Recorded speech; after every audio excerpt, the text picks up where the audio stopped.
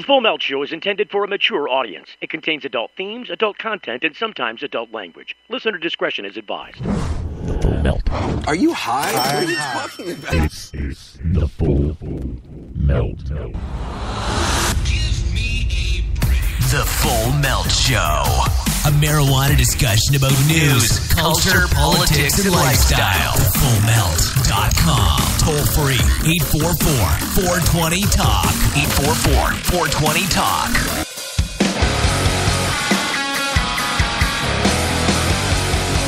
That's it. It's the cannabis of culture. Wait a minute. The culture of cannabis. Live again from the PetPain.com studios. It is another edition of the Full Melt Show for a Friday. Gotta love Friday. So we are having a party on the radio.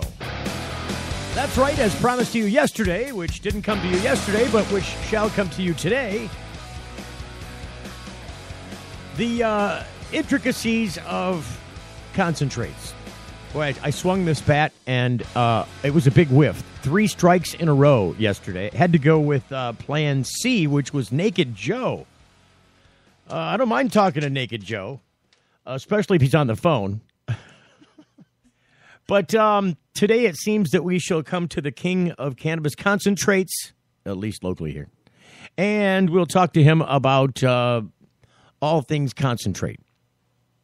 It's something you got to know about. And when we get done talking to him, because there's all kinds of stuff to talk about, isn't there? The different various types of concentrates, so many you can't even mention. But at least he can give you an idea of what is the difference between these different concentrates. And, you know, maybe the best possible methods of utilizing them, given your desire. So that's what we're talking about there. And then before you can get to the concentrates, you have to, you know, understand the flower end of things. And if you are a grower, a potential grower, a medical patient, a caregiver, you may want to tune into the piece concerning adequate growing. Because cannabis, although people refer to it as a weed and marijuana grows like a weed, it indeed does. But if you were intending to yield from it something that has value, it is very difficult. Just going to lay it on the line. I ain't going to lie to you. It is a trick. And made further difficult, the trick is the confusion in the marketplace surrounding all the stuff, the various and sundry things that they want to sell you so that when you put that seed in the ground, it comes up to be worth something. And I would suggest, just from this person's point of view, just from this humble, loyal reporter's point of view, that if you're growing, there is an incentive for people who are selling you the stuff to grow with to sell you stuff that makes them money and doesn't necessarily give you a good grow. So when you go to the store to purchase stuff in the store, you know, if you don't know what you're doing already and you're depending on the guys that are selling you the stuff to do the growing with, to do your educating, I would say that you're getting your education probably in the wrong place. Simply because there's an incentive there. You know, if I'm a salesperson selling you something, it's my chief goal. My number one stated goal is to sell you something and to make money based on that sale. Then I don't give a boo about what your grow looks like unless I can trick you into coming back. Then I kind of want to make sure that you come back. But as long as I can get you to believe that what I'm giving you to grow with, what I'm selling you, is going to give you the best yield, this is the best methodology, all this kind of stuff. And I would suggest that that's happening all across the country. That you're not getting your education in the right place. People have figured out the art of etiquette of growing long before marijuana became mainstream in this country from an indoor growing standpoint. So there's some basic fundamentals. If you pay attention to the botany and the horticultural specialists, they will tell you that we've had this figured out for a very long time. The people that do the hothouses, they know how to make stuff grow because you're picking it up when you go to your local supermarket, when you're buying peppers and tomatoes and a lot of stuff that is seasonally grown outdoors or sometimes hydroponically grown indoors. You're getting the fruits of that labor. They know how to do this. They know how to do it with the corporate money behind this. Huge money in the food industry. And let me not only in the food industry, but how about the floral industry? Don't you think the guys that are using hothouses in the wintertime or are producing flowers in abundance at certain times of the year, given the nature of the season? Mother's Day is a huge Father's Day. Mother's Day is a huge flower day. Number one flower day in the country, Mother's Day. But then you've also got the seasonal flowers of Easter and the seasonal flowers of Christmas. And then, of course, your regular roses, your standard and various and sundry roses. For people, and not just roses, carnations, and all the other stuff that goes with it, all the stuff that goes into that floral bundle. So these guys aren't just importing this stuff because they're growing it out in some field somewhere. Many times they are. But in many cases, it's cheaper to do that in a hothouse and to just do it according to a plan. And let me tell you, they've had this plan figured out for a couple hundred years. It's how long it goes back. So the light schedule, the food, the methodology by which you get it to flower versus vegetate, all that stuff is old school news. However, when you start mixing in the money of marijuana into growing and you start talking about people growing your stuff, sometimes you can be easily misled. It's just the way that it is. And so our guest later, after we talk to our first guest about concentrates, we'll talk to our second guest about the way that you do your growing. This is our concentrates guy. Why is he ringing the phone now? Hang on. I shall answer the phone on the air. In fact, I'll just plug it straight in. He couldn't wait for me to call. Why couldn't you wait for me to call there, Mark? Hang on a second. Are you there? Can you hear me? There? I was. Are you there now? Am I ready now? I just not listened. I said, are you there now? Am I there now? I'm here now. Yes, we're on the air now. Good. Okay, time. But I wasn't ready for you yet. You've missed your cue. I said I would. I was going to be calling you on the phone. Remember, I was calling you. You're not calling me. Somebody was calling somebody, and I said, "Oh shit, it's after 7." He forgot. No, I know my routine. You don't know your routine, Mark. You missed your mark yesterday, Mark, and you missed your mark today, Mark. Shit happened yesterday. I was in a heated normal debate. I kind of had to stick around. No. You planned this. Don't try and wiggle that way. That's not going to wash. You When do I plan anything? I don't know. Look, we're in the wrong spot. I'll call you back. I'm going to have to call you back. All right. Look, I can't even get the guests to figure out what's going on. I don't know if it's just a Mark thing. We've got to figure out that that's just a Mark thing. Or is it not a Mark thing? Is it just a general guest thing? I don't know. Guests don't usually call me when I just told them a few minutes ago that I'll be calling them on the radio during the show. And then the phone rings. Why didn't I turn the stupid ringer off? I feel like Jeff Peterson. Oh, I'm going to get hung by Jeff now. He's going to be like, if Jeff's listening, he's going to be posting a picture. By the way, Jeff Peterson is a comedian. We had him on the Wednesday comedy special days that we just recently did the last 3 weeks in a row. Maybe we'll reach back out. Jeff's a fun guy. And he likes, he tends to be responsive on Facebook. Not a lot of guests are very responsive on Facebook. Jeff's very responsive. So if you post something, often he's watching and he'll post comments. And Jeff's pretty funny. So comments are entertaining. In any event, what it comes down to is Jeff, had his phone ring during his. I was lambasting Jeff because I was watching a YouTube video of his comedy performance, and during the middle of his performance, his cell phone rang, and the audience kind of looked at him, almost booed him because they made sure that their phones were all off, but the guy on stage, nope, his phone's ringing. So during his routine, he reaches to his pocket kind of nonchalantly and turns the, pushes the button that says not going to take the call. Just kind of boom, reaches down in his side pocket and hits it. But then a few minutes later, during the same performance, ring. Yeah, had to get that out. So with Mark, we'll be coming back to him after the break, which is coming up shortly now. And we'll talk about concentrates. If you want to chime in, you've got the perfect opportunity to do so. 1-844-420-TALK.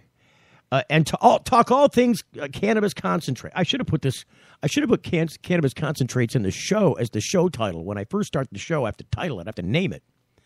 And yesterday I did that, and then our guy blew us off. Oh, I was in a big meeting. I couldn't. Oh, what? No, you weren't in a meeting. You said that was the best time to talk to you. It'll be perfect, he said. I've got the text to prove it. I don't know why I'm beating up on my guest. I just like to poke him in the eye because first off, he did blow up the show yesterday. And then second off, now he's blowing up the show again today. So I don't mind picking on him just a little bit. A wee tad. So if you want to call up, talk to Mark. Mark Cisco is our guest. Mark is also lovingly known locally here as the Fat Kid. Fat Kid does dabs. He is the Dab Meister. So you will find often Mark traveling around with his dab rig kit and his dabs. And he will find a place to either dab you out or dab himself out or dab out multiple people. It is generally a line like a train. Also, when we went up north last fall, Mark had a dabbing station out at one of the country resorts we were at, waiting to go walk across the giant and mighty Mackinac Bridge up in northern Michigan, connecting the two peninsulas together. You've never been on the Mackinac Bridge. It is a huge walk. It's like a 5-mile walk across that bastard. I'm just saying, every year when I walk that Mackinac Bridge, I start out like, okay, I'm not going to drink anything. I'm going to make sure that I go to the porta potty on this side of the bridge before we walk all the way across the bridge and have to wait in line for that porta potty. But somehow, some way, halfway across the bridge, legs are crossed, teeth are floating, and by the last 100 yards of the bridge walk, it is a bridge run. Straight to the latrine. Just saying. That is a long walk. But it's huge, and if you get a chance to do it, go. We'll probably do it again this year. If I get the opportunity, I'm going to go. We've done it the past 3 years in a row, walking the Mackinac Bridge with Michigan Normal. Just kind of promoting, upholding the cannabis community. It's nice because when you walk as a group like that, you get to be recognized by the people there. A lot of people in their shirts. A lot of people in groups, going as groups.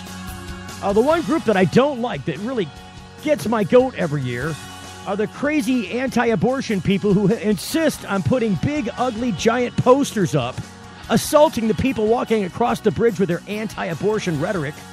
And lies. It's just craziness. More to come up. Cannabis Concentrates next on the Full Melt Show. Don't go away. You're getting the Full Melt. Hey, it's Steve Green for the Sweet Leaf in Flint, because now getting safe access to medical cannabis patients in Flint, Michigan is never more welcoming. Presenting the Sweet Leaf, a brand new patient experience, bringing 12 carefully selected caregivers housed in 9 separate offices to distinctly assist you with their knowledge and reputation for excellent patient care. Classes and training coming soon in the large community room. Check it out in person, 400 South Door Highway, or call 810-259-2571. The Sweet Leaf Center in Flint, 810-259-2571. 571. Get growing with GrowMax. Indoor, outdoor, beginner, or a warehouse full of Gavitas. Probiotic organics, or huge production with Max Power monster aeroponics systems. We can help you rock it. YouTube GrowMax with 2 X's. Customer service is why we're blowing up. And I'm Dave. My cell number is 906-221-2111. We also specialize in electrical and HVAC and new double-ended bulb technology. 906-221-2111. Get growing. GrowMax. Got something to hide? Cannalock offers discreet and effective storage solutions that destroy odor, so nobody knows. Cannalock is a patented charcoal-activated bag that discreetly stores your marijuana. Cannalock is made from the same material as military chemical warfare suits. Get yours at Cannalock.com. Visit Cannalock.com to learn more about no-smell technology. This summer, discover the one place where your family will create unforgettable memories. Welcome to Jurassic World. Welcome to Jurassic World. Welcome to Jurassic World. Welcome Welcome to Jurassic World. Rated PG-13. Get the beach bong ready for sunshine and sandy beaches in Negril, Jamaica this November as the High Times Cannabis Cup moves from Amsterdam to the Caribbean. Your trip starts with the absolute best rates on airfare, hotel, events, and all your Cannabis Cup travel needs at travelcannabiscup.com. Come stay with us, relax in the sun, play in the sand, and smoke down with the cool people, man. Get to the High Times Jamaica Cannabis Cup. Best travel prices right now at travelcannabiscup.com. It's the Full Melt Radio Show.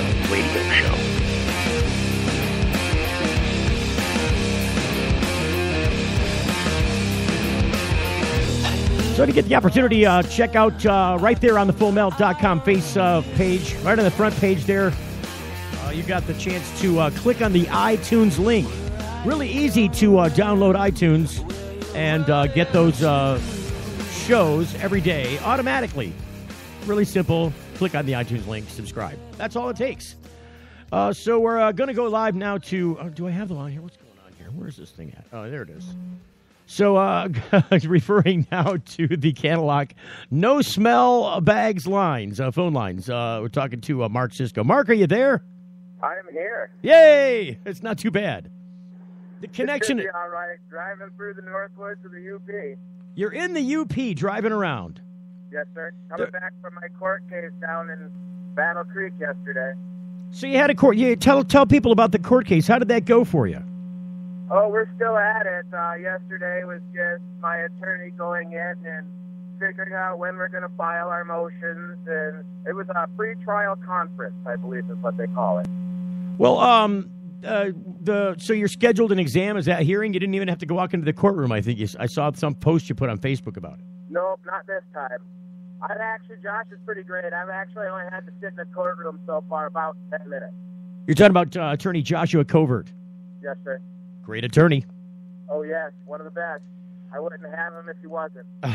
Well, I hope not, because attorneys are important, aren't they, Mark? Yes, sir. Oh, absolutely. Did you see what's going on with Jamie Fricke? No, I haven't. So Jamie is somebody that lives, she's in the Flint area of Michigan, and she had a grow raid happen at one point in time. Did you know about that? Right. Yes. And they stole all her crap. They took a bunch of stuff and seized it. I think there were a couple of locations that they went to because it looks like they have two different sets of money and two different other sets of seizures.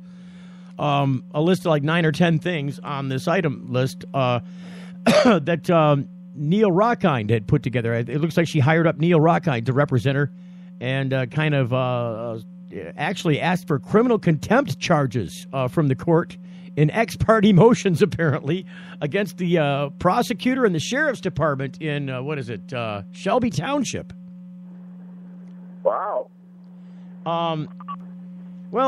There are some, is it Shelby Township? I don't want to misquote. Don't quote me on that. I think it's Shelby. If memory serves, it's Shelby.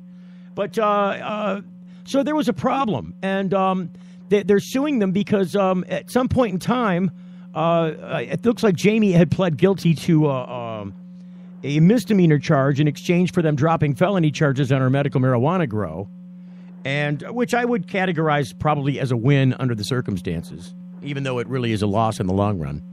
But then at the end, they're like, okay, well, since this is all wrapped up and I haven't violated any terms of the Medical Marijuana Act, where's my stuff? Give me my stuff back. And the prosecutor, so the judge entered an order demanding the return of the seized items or the confiscated items during the search warrants, and gave him 7 days to do that. And apparently there was some foot dragging and some emailing and some participation by somebody who was removed by the court as recused in the case. I think the prosecuting attorney, I think they appointed a special prosecutor in the case. And so if I've got all this straight, I was really hoping to get Jamie on to talk about it because it's an interesting thing. But so she's suing them, asking the court to find them in criminal contempt, which is a pretty big deal for a prosecutor to be found that if the judge does it. And the same thing goes with the sheriff's department there. That's pretty amazing. That'd be good stuff. We need more prosecutors behind bars. Neil Rockhine's one of those attorneys, got veins in his teeth, I'm telling you. I'm telling you. If you've never seen an attorney fight in a courtroom, if you want a Matlock type character, except without the old age and the gray hair. I don't know if you know. Matlock's an old reference, I guess. How young do you think I am? I remember Matlock. No, I know you, but I think some of the people that are listening to the program are like, what the hell is Matlock? What are you just talking about? Talking foreign crap to us now. What's Matlock? Right. Who else? Somebody else made a... Murder, She Wrote. Murder, She Wrote. There was some other old reference that somebody mentioned to me. What was it? It's escaping me now. If I think about it while we're talking, I'll interrupt you and I'll remind you of the old reference. I'm like, look, people can't recognize that reference. It's so old. Like, you know, when I realized I was getting old, and I've said this before on the radio, is when I was telling this. Her name is Nicole. I used to work. I hired her at this radio station, a young intern, straight out of Specs Howard. And Nicole's this really cute young girl, and she comes in, and I had a recording a part for the radio show, and so I said I was recording her as a character in this commercial. And if you use the space bar, if you click on the space bar, it starts the audio. If you click it again, it stops it. If you do it real fast, just hit it real fast, it'll make you sound like Max Headroom. And I said, look, I can Max Headroom you. And I did that thing, and then let it go and let her talk. And she looked at me like I had three heads. She's like, who the hell is Max Headroom? And I'm like, oh, my God, you weren't even born yet. I know. Isn't that something? I'm so old. So now you're starting to sound like my kid. She's like, what are you talking about? Right. What is that? I don't understand. Like, how can you not know you're having a child in 10 weeks? Right. You have to be able to pass on knowledge and information, the history of mankind civilization, pass it on to your kids. Max Headroom must be a part of it. Anyway. Absolutely. Anyways, if you don't know who Max Headroom is, look up Back to the Future. Watch Back to the Future. You'll find out who Max Headroom is. He was a DJ on MTV, wasn't he? Yes. Yeah. Absolutely. I want my MTV, like right when it first, back when they still played videos on MTV. Do they still even play videos there? I don't think so. I don't know. They might do it really late at night. Just every once in a while. Now it occupies the least amount of time in the least viewed territory. That or they've made MTV 43 by now, and that plays music videos. So, Mark, we got you on the radio to talk about fat kid stuff. Dabbing. Can you fill us? What do you want to know about dabbing? So, what about concentrates? First, can you tell? We know what dabbing is. Tell them I hate that word. Dabbing? Concentrate. Really? Why? Well, because it's not a concentrate. Concentrate's like concentrated orange. Yeah, that's exactly the analogy I used yesterday on the show when you weren't here. Because I was having a heated debate. Oh, don't give me excuses. Heated debate. The heated debate was supposed to take place on the radio. Anyway. Yeah. So why don't you like the word concentrate? Concentrated orange juice is a very good analogy to what a concentrate is with marijuana. Do you drink concentrated orange juice, or do you mix it with water first? Well, that's the dilution of the concentrate. Right. We don't dilute our extract. No, that's correct, but it is still the same thing. It is a concentrate. It's an extract. It's like an essential oil. Well, it's an extract, but an extract doesn't mean necessarily I'm not that... concentrating the cannabis plant. I'm extracting the THC molecule. Well, it's not just the THC. But that's our attempt is the THC, the CBDs, the CBNs, the terpenes. We want to leave the plant waxes and the chlorophyll and all the bad, nasty stuff behind.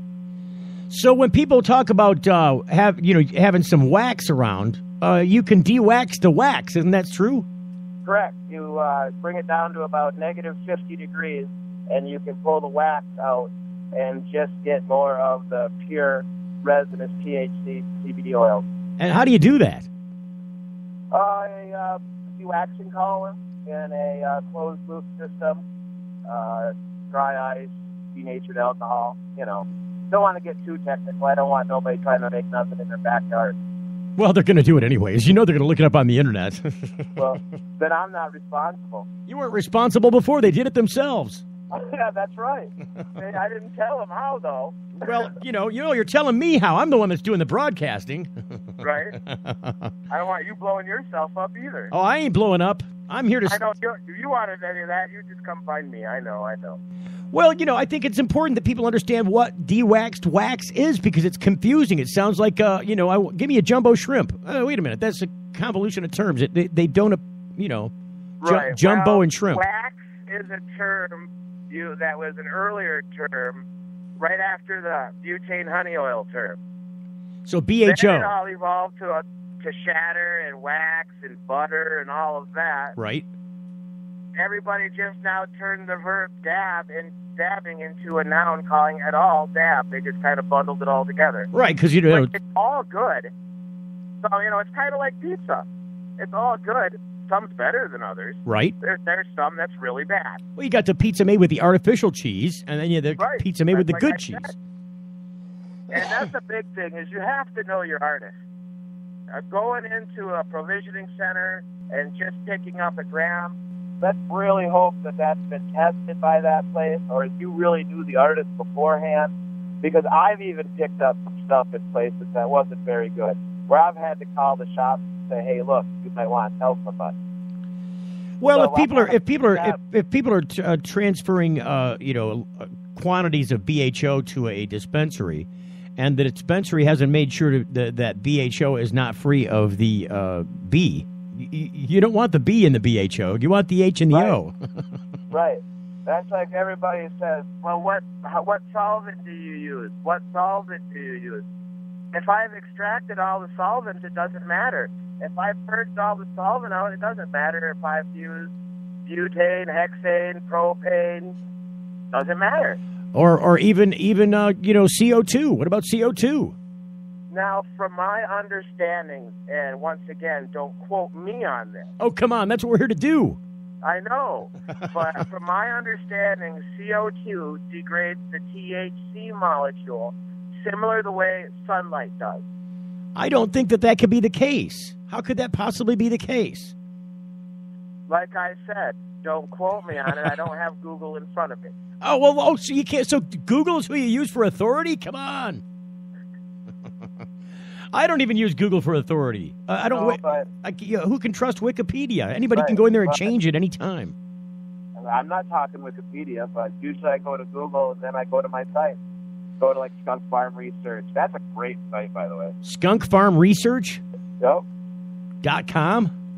I believe. It's in a bookmark now. I got it on my phone and everything. It's funny, that skunk name. A couple of people who got cease and desisted on Skunk Works by Lockheed Martin. Oh.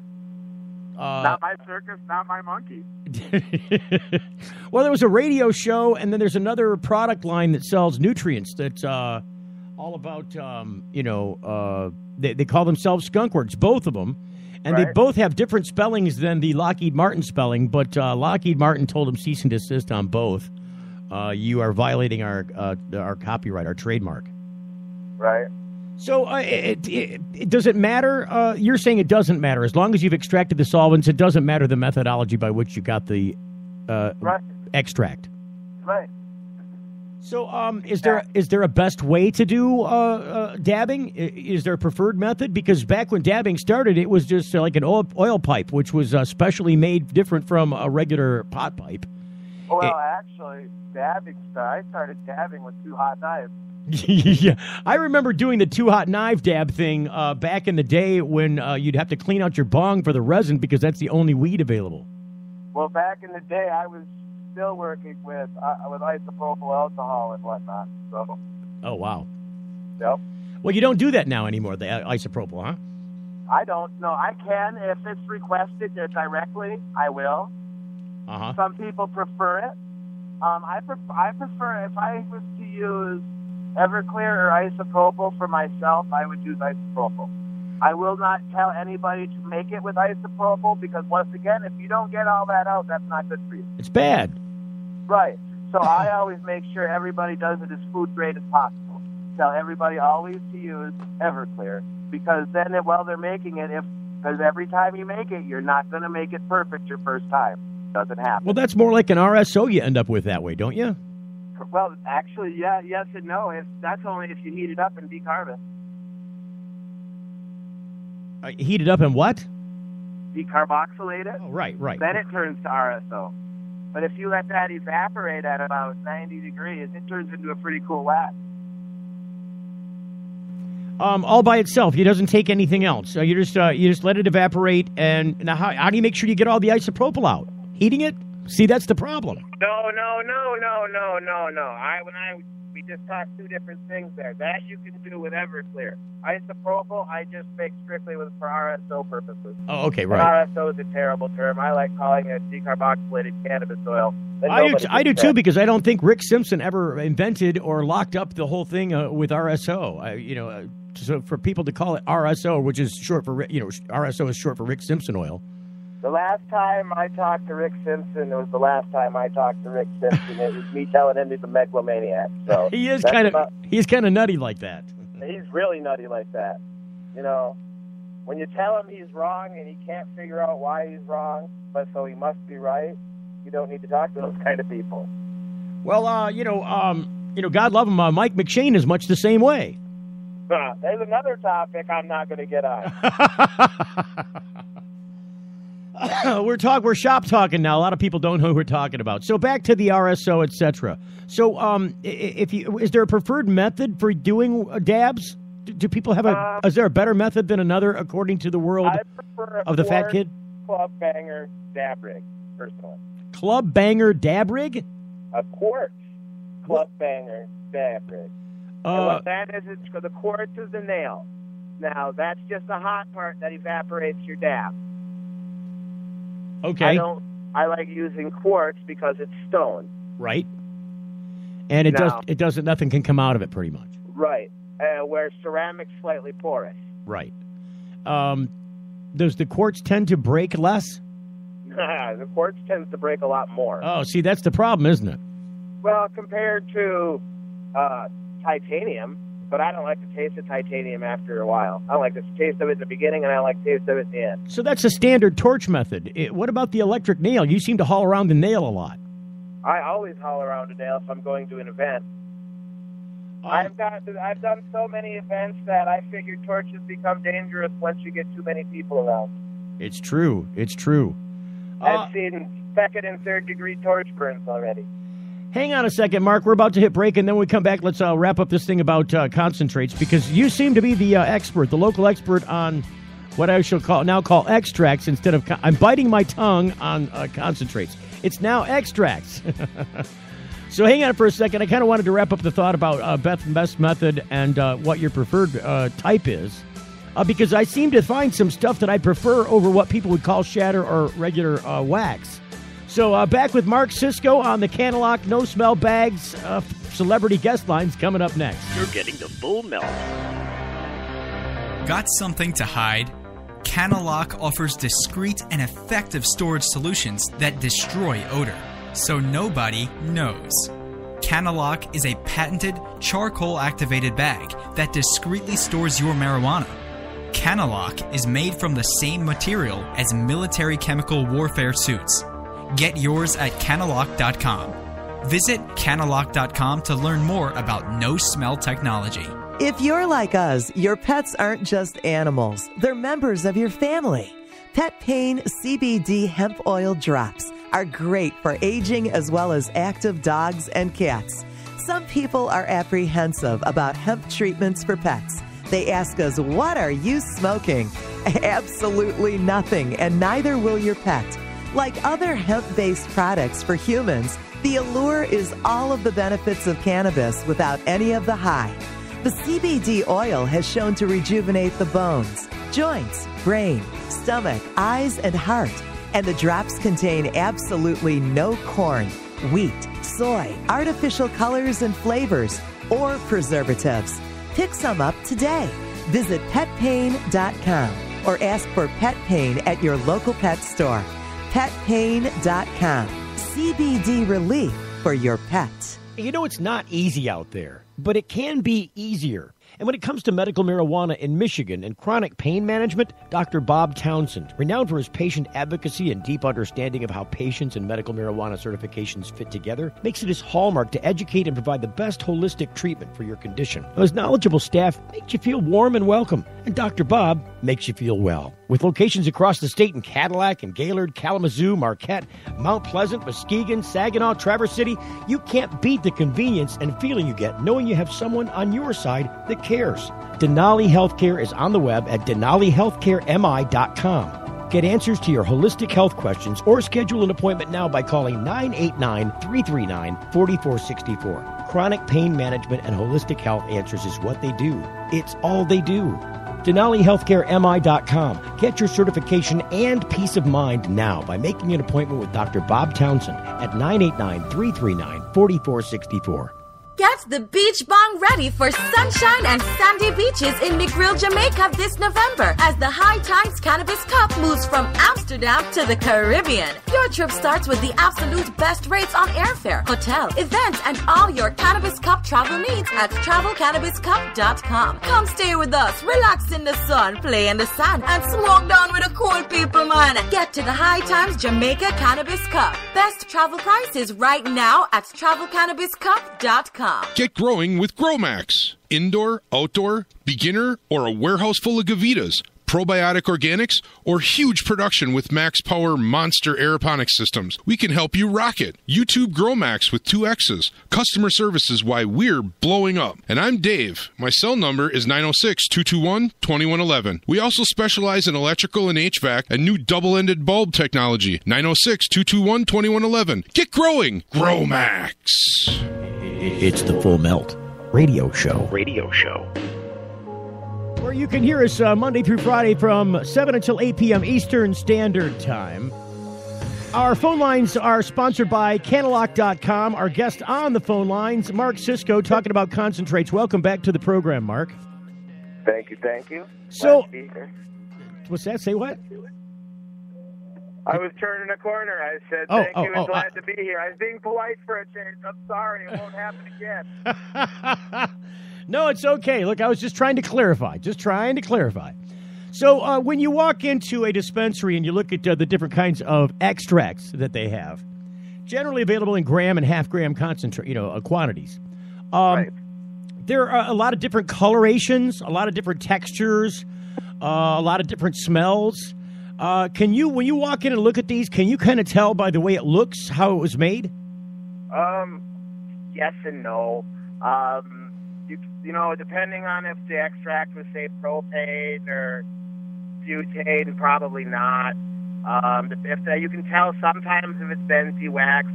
The quickest way, if you want to know if you're going to like it or not, is quickly see if you can open up that package and smell it. If it's in like a clear little plastic package, if it's in one of the envelopes, your bud tender might have to open that for you. But make sure you check it out. Make sure you don't find any plant matter in it either. It seems people find various and sundry ways of toting concentrates around. So they've got the concentrates totes, which are made of some kind of special plastic that doesn't stick to these oily substances. Silicone, actually. Yeah. And then, I think other things, too, different kinds of plastics. But there are also... oh, boy, lost my point. With regards to... I noticed that it seems that a lot of people who do dabs, especially when you walk into an event where dabs are being done, that a sheet of shatter, so to speak, is often toted. Is that kind of a great way to do it? It's parchment, isn't it? That parchment paper, that's a good way to do it. If you're trying to show a nice big sheet that just came out of the oven, it doesn't mean a whole lot for quality, although it does show the consumer the whole thing. You can see the bubbles, make sure there's not cloudy bubbles in it, make sure there's not plant matter in it, make sure the nail's good and clean. If it's a quartz nail, make sure it's a little hazy colored so you know that it's good and seasoned. Do people prefer now dabs over just flour? I do. Well, obviously, you're the dab kid. You're the fat kid. I am the fat kid. And the fat kid likes reptiles. You ought to get the fat kid and the fat reptile. I don't know. I've got a fat reptile. I know. I've got a 3.5-foot savanna monitor lizard that's just getting bigger. It's a monitor? Yes. Oh, wow. Those things will get monstrous, won't they? I had my first one got 5.5 feet long before we donated it to the Milwaukee Zoo. To the Milwaukee Zoo? Yes. And they took that was when I was a teenager. How big? It was 5.5 feet, and we were told that they get 6 feet long. So he was almost there. Holy cow! That's some pig. I'm quoting Charlotte's Web now. That is some pig. That is some pig. So, I guess, I don't know, is there anything else that people should know about dabs, about dabbing, about, how do I know if I've never done a dab? What's the best way to go? Because they'll pull a little dab off there if somebody's going to heat you up a nail and do you a dab. If you can do your first dabs, I recommend not letting me do it. But anyway. I recommend a sitting position to start with. Absolutely. Glass of water, something to drink, preferably not carbonated, because if you start coughing and you take a drink, that carbonation can kind of cause a little vapor lock situation. Well, not only that, it goes through your nose and all that. It's not comfortable. Well, that's just hilarious. All right, so I recommend a pen. If you're going to start dabbing, start with a pen. I think pens are a great way to. People don't call it dabbing though; they call it vaporizing, though, don't they? Yeah, but if you want to do a dab, you take your one dab and you don't take any more all day. If you want to do a pen, do a pen. But when you're just starting out. Now, I wake up in the morning and I turn on the e-nail and I go to bed when I shut it off. So it's an all-day adventure, is what you're saying. Every day, all day. It gives you it gives you really quick instant relief, doesn't it? It does. Well, I used to smoke almost a half ounce a day. Damn. And now I've gone to about a gram a dab if I'm by myself. Wow. I know. I alleviate a ton of conditions from chronic pain to PTSD. It seemed when dabbing came to Michigan, it started out everybody was doing the flowers because that's where all the rage was. Who's got the best buds, right? The biggest, hardest nugs. Yeah. And then when dabbing came along, the flowers kind of took a wayside. But it seems now that in states that don't have medical marijuana in place yet, at least as a first step, that dabbing seems to be mainstream, isn't it? It looks that way, and that's probably more because it's compact, no smell. It's hard to detect, isn't it? There is. I can tell you I was walking around a theme park, one of our major American theme parks, on multiple occasions with a dabbing pen, and nobody was the wiser. Walked around right behind a police officer. Puffy, puffy, puffy. Not me personally, and not anybody real close to me, but I know a few people who's accidentally got on the planes with one of them butter blocks in their pocket. Really? Yup. And nobody said boo. Nobody said boo. I don't think they're going to. I think it's awfully hard to determine which is an e-cigarette pen and which is not. Are you allowed to vape? I'm saying a butter block. Oh, well, that's little square pieces of silicone. I see. That's a little different, isn't it? Yeah. You'd think that TSA would be a little more snap happy on that. I'm just saying. I think. Yeah. Glad they wasn't. I'd hate to see somebody get banged up over something so silly. Mark, we're running out of time here. I got to squeeze in growing before the day's out, so I got to call our grow guy and talk about master growing, and he's more long-winded than either you or I, so we probably got to hustle along, but I thank you for coming on the show. All right, buddy. I'll talk to you soon. Hey, safe driving up there in the northern Michigan. I know the traffic is killer. I've got about a mile to go, and my driving day is done. Yay! Mark Cisco, thanks for coming on the program. I'll talk to you soon, brother. All right, bye-bye. All right. So I got to squeeze in the Ray Kogo. Boy, every time I reach out to Ray, he disappears on me. So I'm hoping he doesn't do it this time. I tell you what, where are we at here? Oh, we got time. So let's do it. It seems as though we got about 15 minutes left in the show. There's a 5-minute break coming up very soon. So let's just do this. 375-8998. I don't think Ray cares if I... Is it? Where's it at? There it is. See if he answers the phone this time. He's probably listening. If probably listening, I'll have to tell him to turn the radio down because it's going to confuse him.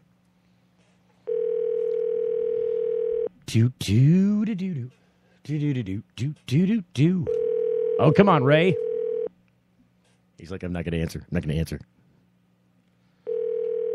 I dumped another guest for you, Ray. You have to answer the phone. Dude. He's going to make me call him on the other phone. The mailbox belonging to... Yeah, we know. The mailbox is full. Or it's not been set up yet. I hate people who do that. Are you one of those guys that, doesn't set up your voicemail box? And if you are, why? That's the whole point of having voicemail. So you don't have to answer anybody back. I know what it's all about. Don't fib to me. See if we can get him on the other line. I don't like doing it this way. It's harder to hear. You probably think, I don't know that number. I'm waiting for a radio show call. Oh, this is why we need a call screener in here. See, they can be doing this while I'm talking to you. Where'd you go, Ray? He's going to make me text him now, and then we're going to go into break. The mailbox belongs. You see how that works? It pisses me off. Okay, that's okay. Let's just try this. Going to text him. Okay, trying to reach you now. And send. So there you go. I don't know what his deal is. What is the deal with that? I'll tell you what. If Ray wants to talk to you, he'll talk to you. I mean, he'll be sending you text after text after text, but I'm not talking like a sentence or two text or even, something shorter than that. Hey, how are you? Hey, are you there? Hey, call me. Nothing like that. It's always this giant, where's the end of this thing? Oh, my God, it's a novel. It's more than, I think he sent me the Bible in a text. I'm just saying it's got to stop. I've got to fix this, so I'll do it during the commercial break, which conveniently seems to be happening right about now. Hang on a second. We'll get our bobs and bobbles together and see if we can't get Ray Kogo on the phone. Ray Kogo, where are you?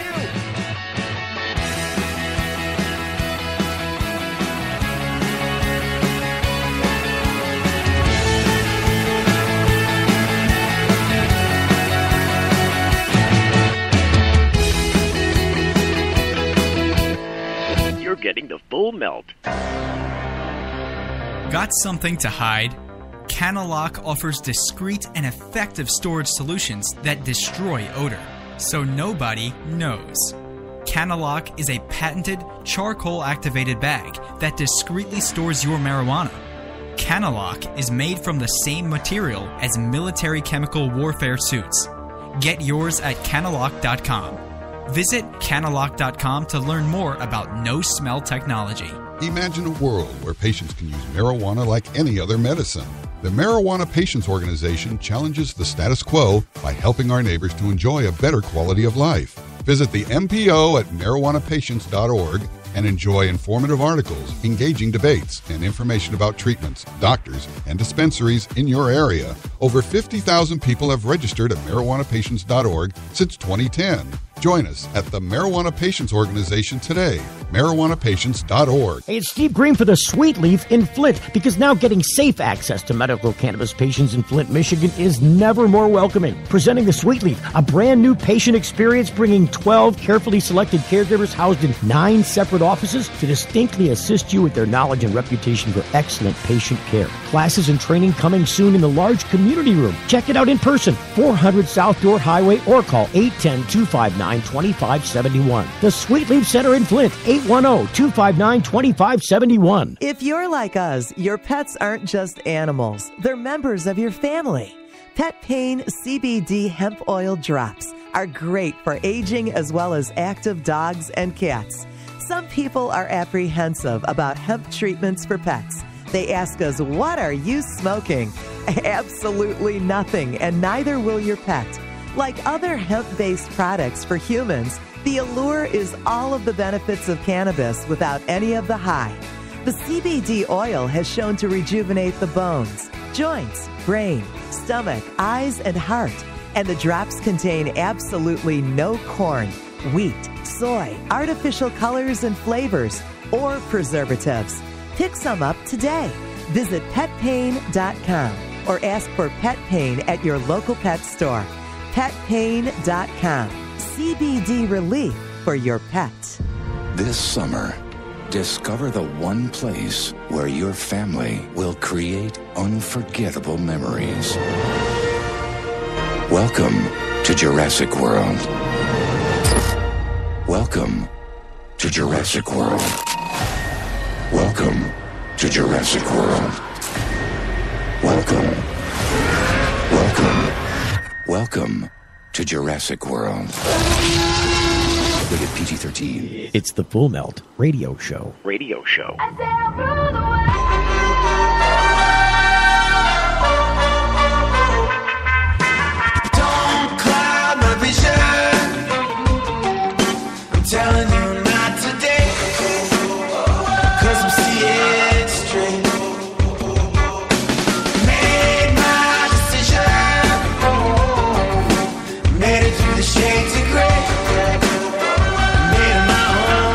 what the deal is? It seems like when I have to call one of our guests, a lot of times people are in remote areas, and when they're in remote areas, they don't always answer the phone. Are you there now, Ray Kogo?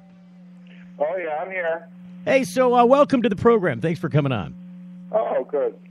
Are you How you doing? How are you guys doing today? We're doing great. In fact, I think it's an awesome Friday. It's a little dreary here with the cloud cover, but at least it's not raining and it's not cold. Those are two pluses in my book. Oh yeah. Well, that's good. So I just dropped my joint and burned my leg. How you like that? You see how that goes? It's funny because the other day I was it was a few minutes ago. I was during the commercial break. It was during the commercial break, and I went over and I grabbed the bowl, and I grabbed the bowl and I hit it once big time, and I had this giant cough. And the people in the building next to me were like, you could hear them through the wall. They're like, "Hey, we know what you're doing over there." Oh, great. Yeah. Well, hey. The first time I tried that, I almost put my lips on the hot part. You know? That's not good. That just shows you what generation I'm from. Have you ever been smoking a cigarette like a cigarette style and had the end stick to your lip, and when you went to pull your fingers away, it stuck to the hots, and the hot stuck to your fingers, and it sat there burning you? Yeah, you wake up real quick, don't you? Oh, that's not good. It's hard to get off there because it's like stuck to your skin now. Yeah. So look, we've only got. What's going on over there anyway? Well, we're doing a radio show. You know what we're doing over here. So I wanted to clue people in, and we've only got about 9 minutes. So I don't know what we can squeeze in about 9 minutes, but let's take a stab at it. There's a way to grow and a way not to grow. Go. There's a way to grow and there's a way not to grow. First, you have to decide what way you want it to grow. You want it to grow hydroponically, or you want to grow biologically. Two of them, both systems work. It just depends on which one you prefer. And so it doesn't matter if you're doing it hydroponically or if you're doing it in dirt. But I guess is the product different? Well, one way is that the biological material, if you're going to grow that way, it has to be broken down into a usable form. Where hydroponically, the fertilizer that you use is already broken down into that form that the plant needs. So you're like if you're using worm castings, the worm castings have to be broken down into stuff that the plant can absorb because they cannot absorb the castings. Yeah, the plants can't absorb the organic stuff when you're growing in so-called or biological or organic. All that organic stuff has to be broken down into inorganic form before the plants can absorb that. So it's got to go through a process, It's kind of like eating carbs as a human being. You eat some carbs, and it's before it can be used by your body, it's got to convert the carbs into sugar. Yeah. Well, and where the other fertilizers that you're going to use, that process has already taken place, man-made through a reactor. That stuff has already been broken down into inorganic form, so the plants use it immediately. Where, like I said, the biological, it's released a little bit at a time, as it's broken down. Is there a faster method? Hello? Is there a faster method? Biologically, it depends on. There's a lot of growth factors other than just the fertilizer, right? Lights and nutrients. And it depends on your environment. It depends on your, where you're at, the climate. There's a lot of other factors involved than just, using fertilizer. So let's strip, whether it's organic or inorganic. Let's strip some of those variances out. Let's cut right to the chase about indoor growing. Best way to indoor grow, I would say, is hydroponically. If you asked me, my opinion, is that your opinion? Soillessly indoors is the way to grow. It's hard enough to grow biologically outdoors, and it's even harder when you bring the biological material indoors. And when you do bring it indoors, you're bringing in everything else that you might have problems with also. So ABCs of growing. What are the ABCs of growing indoors, hydroponically? First, you want to do get online, and you want to look and see exactly what size of a grow you're looking at. what kind of fertilizer you want to use. Since in the end, once you have all the other factors in place, the fertilizer ends up being the one that really makes a difference. And it depends on if that fertilizer has the 16 elements in there, and or if today a lot of the trend is they mix up biological stuff with the synthetic stuff. And all that does is it really just skunks up your roots. It makes it causes a lot of problems, let's just say, in the future as you're watering those plants. It accumulates into your soil, and it changes the way that your plant absorbs those nutrients.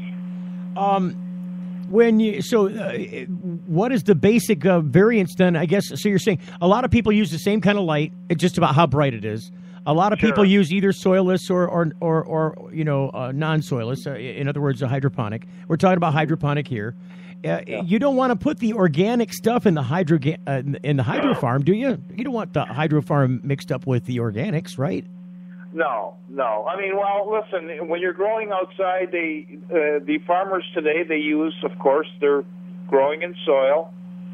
They still have to build up that soil and keep it a living soil, but they supplement with a fertilizer that's already in inorganic form.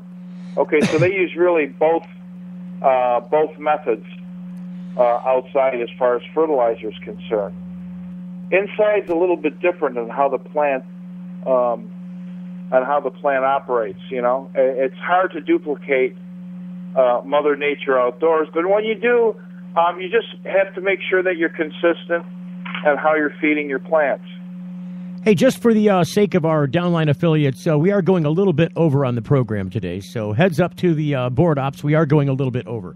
You're talking about, so a few minutes maybe as much as 10 minutes over. So, because we're talking about growing, and I think it's kind of important, and I consider Ray Kogo a growing expert. Do you consider yourself, Ray, a growing expert? Oh, I never say expert. Come on. Really? Sometimes, pardon me? Well, I mean, you do work with fertilizers, right? You're a fertilizer manufacturer, aren't you? Or you're a company that does, yeah. Well, that's right. You know, and I don't, you know, a lot of the biological method, there's a lot of people that want to argue back and forth, you know. When it comes to biological farming, it's a lot harder to know that system than it is, you know, buying a fertilizer that has 16 essential nutrients. You know, it really is an art to grow biologically, and it's a lot of people want to get more into the philosophy as far as the quality, the taste, and all that. And I think the mistake that they make is understanding exactly how those elements, how the plants use those elements. Well, and I think that's a big. It's a big confusion, you know. Well, you said earlier that a plant can't absorb biological fertilizer. It has to be broken down into a form that it can absorb. That's right. Can you tell if you've got a biologic fertilizer versus a readily usable plant, water soluble kind of thing? Well, you see, the confusion being is that you have people like to use the term organic. Well, everything on Earth is carbon based. Okay, organic. Right. All right. It's just that when you're doing something biologically, that whole thing is different. Everything still has to break down. You still need the fungus in the soil. You still need the bacteria in the soil. And people have to remember that the plant is really the one that's feeding that mycorrhizae that people like to talk about when they're making their roots. The plant is actually feeding that system down there. You know, so there's a lot of things going on that people don't understand, and all it takes is a little bit of time to look, and it's not really that hard to do. If you're doing, so I see a lot of people that do the hydroponic system and then buy a big canister, expensive stuff of these microbes, and then throw them into the big tank of nutrients. Is this advisable? Well, once you're using a fertilizer that's already broken down and it's ready available for the plant, what are you putting the microorganisms in there for? Because nothing has to be broken down anymore. It's already in a usable form.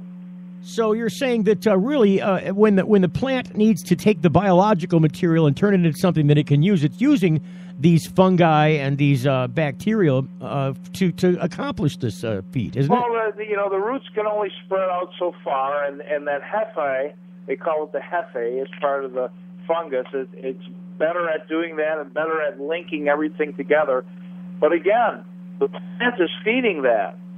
The plant is feeding that by the sugars that they're producing within the plant. Right. So it's each element that the plant uses. For instance, you have a lot of people saying, "I'm putting amino acids in my soil." Well, when you give the plant nitrogen in a usable form, the plant produces the amino acids. Look at your plant as a little factory that produces everything it needs when it receives those elements. So it gets the elements from the nutrients in the hydroponic system, or even not in the hydroponic system. It's got to get those elements from the nutrients provided by the organic material, right? Right, and that the material has to work in a way that it breaks down, the microorganisms break down that fertilizer in a usable form. That's why in biological farming they're always concerned about the root mass. When you're growing in soil, 90% of the energy of the plant is used to grow that big root ball.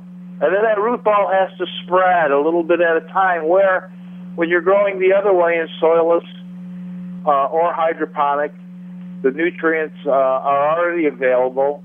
The roots don't have to spread because they're receiving those nutrients right there. So you get a nice root ball, but nothing like what you need for biological. So 90% of the energy is going to use to build your flowers and your buds on your plant. Okay, so that's why you got a harder, that's why you have a bigger yield when you're using that method than you do biologically. Now, there's sometimes I have to say that if you're a good enough grower biologically, the yields are comparable, but that's far and in between. You know what I mean? It's not that it can't be done. It just takes so much energy, money, and time to be able to do that, especially if you really don't know what you're doing and you're learning a little bit at a time. Right. You're going to end up spending way more money, doing it that way. It's a trial and error process at that point, right? Pardon me? It's trial and error at that point. Yeah, trial and error. If you have deep pockets, right. So if you have deep pockets, you can do that. So in the long run, what you're suggesting to me, it sounds that hydroponically is a more foolproof system with regards to novice practice. Well, as long as I have to say this, as long as the materials that you're using are clean. with no additives. The problem today is, instead of getting a bottle of fertilizer that's nice and clean and clear, because the plants are not going to absorb it unless they're in a molecular form. Instead of that, they put a lot of silicate in there, which just raises the amount of potassium in there, and actually.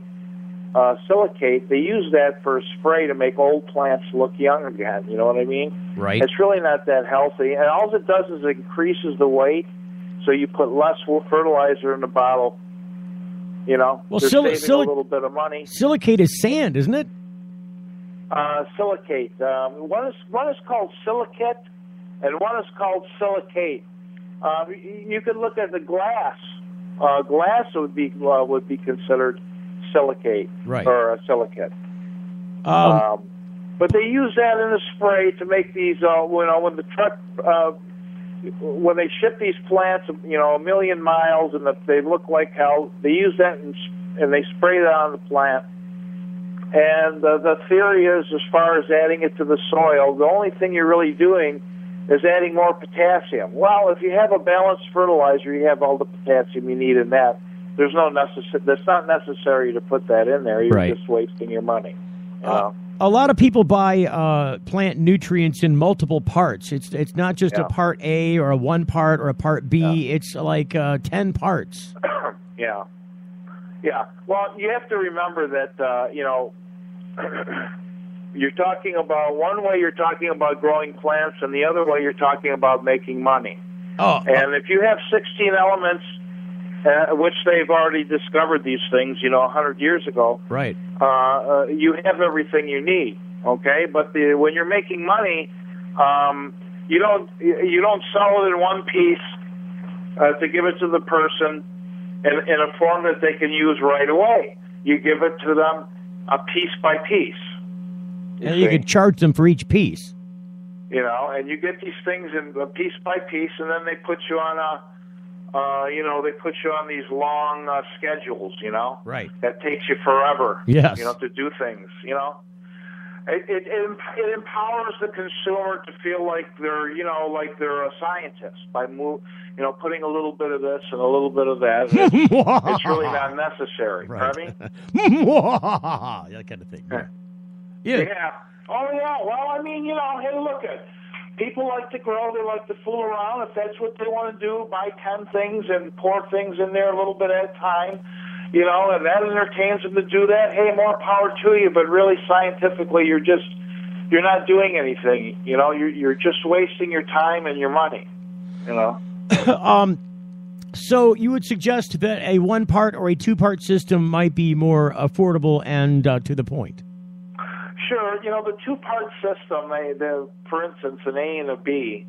The A is usually your macronutrients, and your B is your micronutrients, and you add them in equal amounts, and that'll make a complete fertilizer. The reason why people ask for an A and a B is because growing this plant, they want to eliminate the nitrogen and iron, because the nitrogen and the iron is what makes the chlorophyll, and the chlorophyll is what makes that green bitter taste. Right.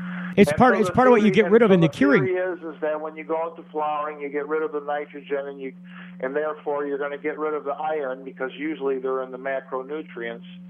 And by doing that, your plant won't produce as much chlorophyll, and you'll have a cleaner, end product. So the parts that give the plant the ability to produce the chlorophyll are in the A part generally, and the B part is the part that makes the flower more potent. Phosphorus, potassium, and your micronutrients. Well, what I'm trying to clarify what you were saying earlier is what I'm saying. So what I'm saying is that if people get a 2-part system so that they can vary the A versus the B, so that they can weed out the no pun intended. Okay, pun intended. Weed out the part if they want to weed out the part that causes the chlorophyll during the blooming cycle. Maybe the flush is shorter, maybe the cure is shorter because you don't have to convert all that chlorophyll and get rid of it, because that's part of what happens in the curing process. The idea, you have all these terms that, been used, flushing and all that stuff. And a lot of people do that when the plant is not finished. It's like if your wife is pregnant, it takes 9 months to have the baby. And at the 6 months, you ask your wife to stop eating. Right. That doesn't make a lot of sense, does it? If you're growing a plant and you're in the middle of flowering, and then you're taking all the nutrition, the plant's not going to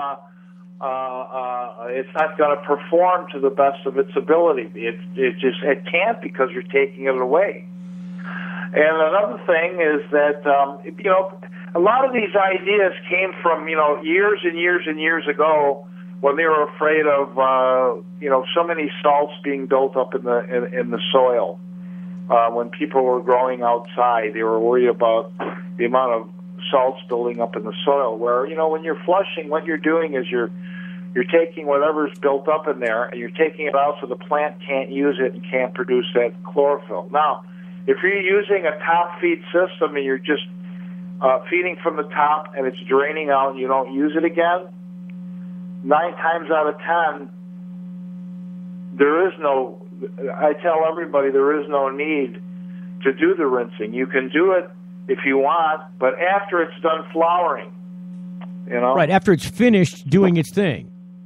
Yeah, maybe a day. Let's say you're going to harvest on Thursday. Well, you can, if you want, by Tuesday. Pretty much that. You're not going to grow a tremendous amount in a day, and so if you want to start a little early, you can, but not at 6 weeks, not at 7 weeks. Well, 7 weeks is when you're saying the plant. Week. 7 weeks is when you're saying those plants want probably the most nutrient. Yeah, that's right. That's right. They want more phosphorus. They want more potassium. It's like when people want sweeter things, you don't put sugar in the water. Plants can't absorb that. Okay, the sugar comes from your elements. It comes if you look at your the plant. Your the plant makes the sugar, right? Pardon me? The plant makes the sugar. Yes. The plant, yeah, it's like a little factory, and it produces everything it needs. So when the plant receives copper, one of the elements, copper in your micronutrients, it increases the sugar content. See? And then the plant can grow better. That's right, and it's like that with if you look at all your, your primary, your nitrogen, your phosphorus, and your potassium, and you look at your secondary nutrients, your calcium, your magnesium, and sulfur. If you look at all those, you can and study that. You can see that each one of those, they all play a part, and that plant, when they receive it, to make, like, for instance, the nitrogen. When you give a good form of nitrogen, the plant makes its amino acids, and those amino acids are the building blocks of the protein. And it's essential for a lot of things, even for, a lot of these people, they say, well, we're going to put carbohydrates in the plants or vitamins. Well, do you have nitrogen in your fertilizer? Yeah. Okay, well, then your plant's going to produce vitamins and carbohydrates. You don't get a bottle of it and feed it to the plant. You're just going to gunk up your solution, Right. Well, it's like it's like for a person standing in a bathtub full of Flintstone vitamins. You're not going to absorb them that way, right? No. Yeah. No. You're going the plant just like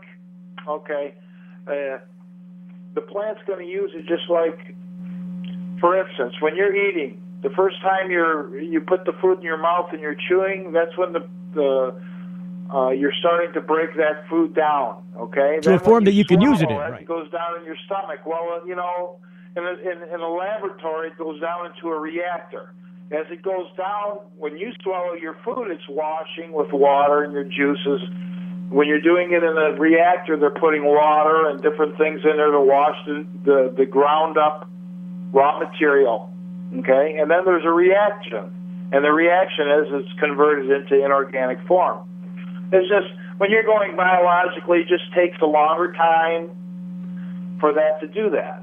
And you have to be. You can't do it. People have been growing in the soil forever. Well, sure, but you got to be precise about it. Like you said, it's a lot harder to grow biologically, either indoors or outdoors, than it, especially for the indoors. Amateurs and people that just want to grow something, it's you have to know a little bit to be able to be successful doing that. Where all these things are already figured out. If you're growing in soilless, like a Pro Mix or a Sunshine Mix, all you have to do is make sure that it's aerated, it drains really well, and you feed that thing. Where when you're in soil in a biological system, you're not going to water it as much because you're going to drown it. You're going to cause a rot, root rot. What about where in hydroponically or in soilless mix, as long as it drains well, every time you water it with that inorganic fertilizer, the plant's going to love it. Hey, just for future, are we on the speakerphone? Am I? Yeah. No. Oh, okay. Because it sounded like we were having a problem with the cutting in and out with talking over each other. So, no. I guess because we only got a couple minutes left. In fact, it's probably less than 2 minutes before the program ends. I just wanted to. Do you teach people how to grow at all? You know what? It's very hard now because there's a lot of fallacious information out there, and there's a big culture. Just call it what it is, Ray. It's lies. Pardon me? Call it what it is. Lies. Don't say fallacious because people go, their heads spin around. Call it lies. I mean, they're lying. Well, we're going to get, we'll get back to growing a plant or making money. It's two different things. You know what I mean? Right. So when you're in a market that's been built up over 30 years to make money, you're not going to learn how to grow the plant. You're going to learn how to spend your money and buy all these so-called new inventions that come out. Right. You know what I mean? They're invented for a way to pick your pocket, aren't they? It seems like. Yeah. Well, I hate to say it, but look at it. A lot of people don't understand when I show them a little shrub on the left that's grown by the best stuff out there that's made the guy $1 million, and people just brag up and down, and you do a side-by-side test by something that is very critical. It happened to me. I went to Colorado to go look at a big facility over there. They were very critical of me, laughing at me, I'm the old guy. That's okay, and I left them some stuff over there, and after 2 months they didn't really use it, and I said, you know what, I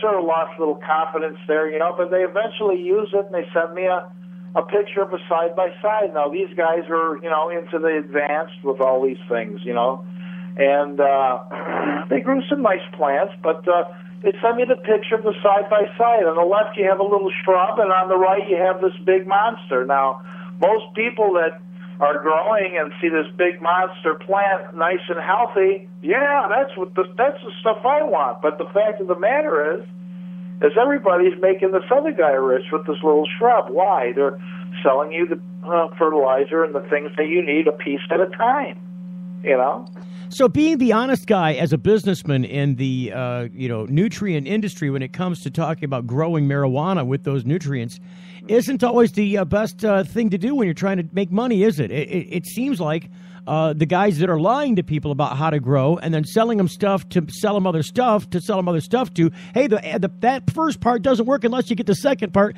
and then if you really want it to work, you got to get the third part, but the ultra bonus boost is the fourth part. And it's a big, and the thing is, it's a big cultural movement too, so you're dealing with a lot of different aspects that when you're talking to somebody, they think that they already know. Well, and when you try to, I've had a couple of courses here at the house, and everyone says, and these people are from different walks of life, they say, go. Everything you're telling me is completely opposite than what I've been told. Well, yeah, of course. Duh. Of course, you're going to always be looking for the next new, thing that's going to help you out. That's the idea of keeping you like that. They keep you're kept ignorant. Your friends are doing it, so they can't be wrong. And then when you try to tell somebody, they think you're lying. You're the one who's lying to them. So when you get somebody who discovers the secret that there's an inexpensive, hard, fast, tried and true method to doing this properly, the easiest way, with the most tolerance for screwing things up, that when you get one of these guys that, wow, this is a lot better and it's a lot cheaper, that guy's got no incentive to tell the other guy who's also in the marketplace marketing his wares how to do it that way, does he? I mean, well, that's true. You see, I've kept my work out of the stores, and I do everything myself, and I supply a lot of people that are professional, and every once in a while I ask them, because they're picking up a lot of my material, but I never get any of their friends or anything. Oh, yeah, of course. After a while, I've been learning a little at a time, being in business and talking to people too. And the first thing the guy is going to do is not tell anybody. Right. They're competing with each other, and they're not going to tell the next guy what they're doing and what they're using. The number one flop topic on this show that I did one time was tell us your marijuana growing secret tips. You know how many people called? Yeah. 0. And the thing is that there is really no secrets. The idea is to make everybody think that there's secrets, and that's what keeps people, buying the so-called next new discovery. Look, the hot houses and the floral guys have had this figured out for a really long time, haven't they, Ray? Oh, for over 100 years. And then you're going to say, well, Kogo, why isn't anybody saying anything? You got all these smart, educated people. What is this, a big conspiracy? Well, let me tell you something. When everybody's making money, everybody shuts the hell up. They're not going to tell you. Nobody's going to tell you. They're going to just shut up, Real quick, Ray. That was one of my big mistakes. I tried to be like a whistleblower and tell people stuff. It turned them off. Real quick, Ray. Listen. Ray, hello. We're out of time. We've hit the end. How do we get a hold of you if you want to get some awesome nutrients from Ray Kogo? You can go to www.Kogo's Original Cannabis Formula, and you can look me up there. I have a phone number, 517-375-8998. You have to ask me any questions, that's fine. I have no problem. All right. And, that's it, All right. We're over time. We got to go. All right, see you. Thanks, Ray.